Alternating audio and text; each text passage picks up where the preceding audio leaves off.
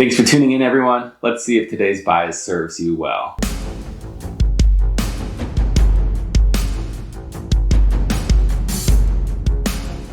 Today I want to talk about self-serving bias.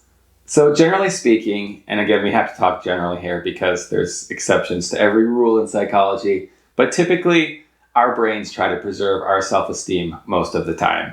So you're in school doing group work and the group bombs, that was everybody else's fault. The group does great, that's on me, that was my contribution. You crush a test, yeah, I'm so smart, I know this stuff. You bomb a test, it wasn't fair, teacher sucks, questions are worded poorly, whatever. So generally speaking, our brains do what they can to build us up, to protect our self-esteem, to take credit for successes, to find excuses for failures. And maybe that's not a terrible thing. It's nice to be able to kind of know that you're awesome because you are awesome.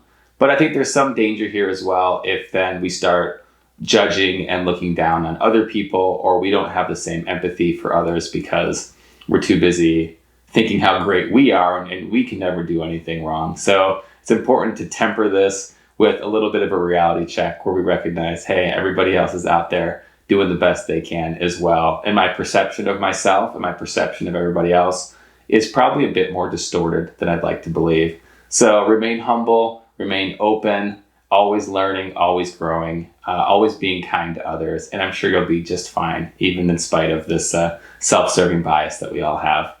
As always, I appreciate you tuning in. Please like, comment, and subscribe. And I'll see you back here soon. And maybe that's not a terrible thing. I mean, yeah, maybe that's a terrible thing.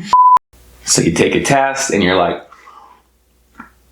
oh yeah, I'm so good. You work on your group and it's like, they couldn't have done it without me.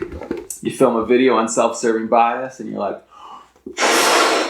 best bias video ever.